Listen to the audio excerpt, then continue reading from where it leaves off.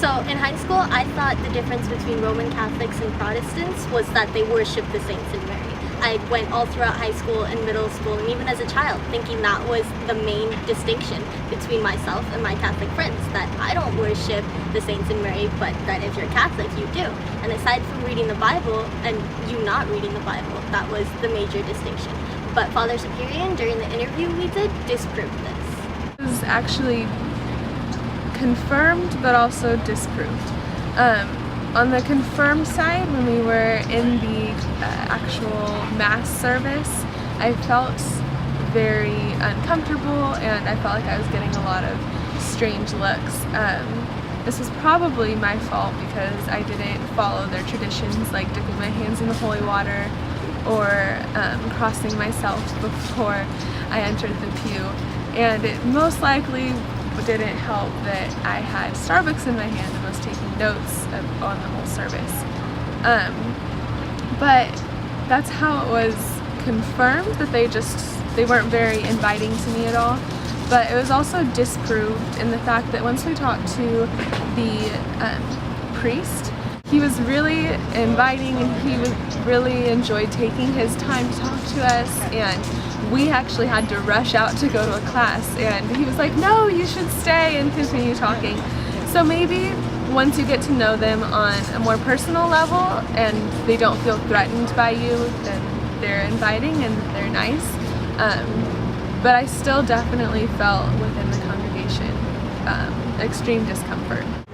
The Roman Catholic Church had proved and also disproved my conception in multiple ways. It had proved my conception in the overall image of the Catholic Church. For example, when you first walk into the church, the congregation seems very closed off and very strict and personal about their faith. However, this had also disproved my conception, as once you interact with the Catholic people and engage in conversations about their religion and about overall life and its meaning, they're very open and willing to share their personal stories and their deep connection with Christ. What I learned disproved what I originally thought about Roman Catholics. They actually do have a lot for their children in their services and throughout the church. They have children's church on Sundays, but they also have a youth group that meets during the week that's quite large. And during the normal service for everyone, they have altar boys that help the priest during the service with setting up communion and holding the Bible. And also they include children in their beliefs. They took the Nicene Creed and edited it into the Apostles' Creed to make it simpler for a younger audience to understand and be able to speak clearly.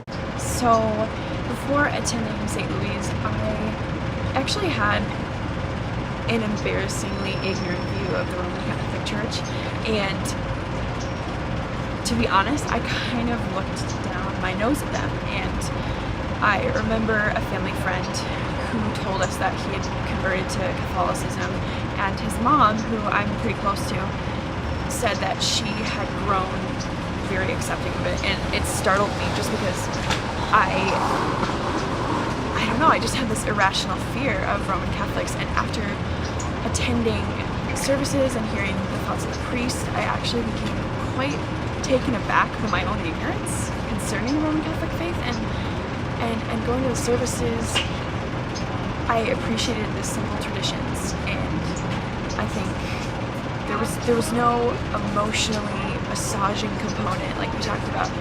It was just stark theology, which didn't muddle things for me. It was just there, and it wasn't complicated.